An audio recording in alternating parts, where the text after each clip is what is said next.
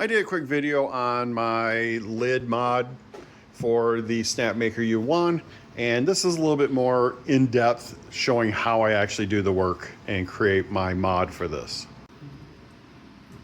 Roughly 5 inches down, and I'm centering off this hole. There's a little indent right here I'm centering off of. So about there. Here's my 6-inch hole saw.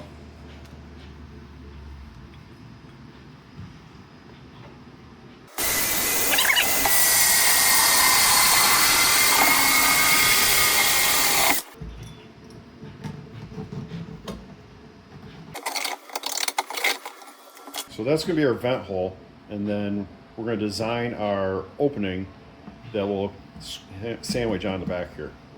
When you apply the saw pressure, you want to go very light and slow. Let the saw do the work. Don't give it too much pressure or it will crack. As you can see, there's 2 rubber protection plugs in here that ship with the machine. You want to pull those out. Now if we wanted to, there's a center screw in here we could pull out and we could use it to hold it down. But then we have to get our holes exactly right. And I want the grommets to be a little bit off, so because these are TPU I printed underneath here, and I want it to give pressure on it to hold it in place during vibration or anything going on in the machine. Now I want my vent going to be out the back. So I'm setting this up to where my vent's in the back, and I'm going to put my grommets or my locators in the front. So I'm just kind of getting it lined up here, and then I can see through it. And I'm going to put a little mark where I'm going to drill my holes. Now I have an 1/8 inch drill bit here, and we're just going to plop in 2 holes here. And I have 2 of these screws. These are 3mm long M3s. They're that P28 screw, meaning that it's a coarse thread. It's meant for plastic.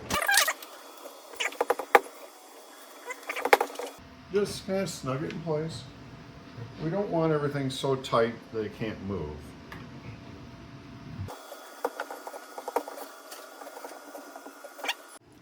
And put this over our cables in the back. There we go. And one into that hole. And ta-da! So it's in there, and it's in there. And so now at the time of recording this, these are $6.73 at the Wally World, and these are TPU, our Boss Build TPU, whatever color you want. I mean, there's nothing there. Maybe a penny each in TPU. The screws I had leftovers from the 3D printers, so that's where I got those from. But I'm pretty sure they sell them online at several different places. In my case, in this project here, we don't want a perfect seal. We're not trying to perfectly hold the environment. We don't need that kind of level of control. Matter of fact, the bucket overhangs a couple inches in the back here, and there's going to be air flowing out there.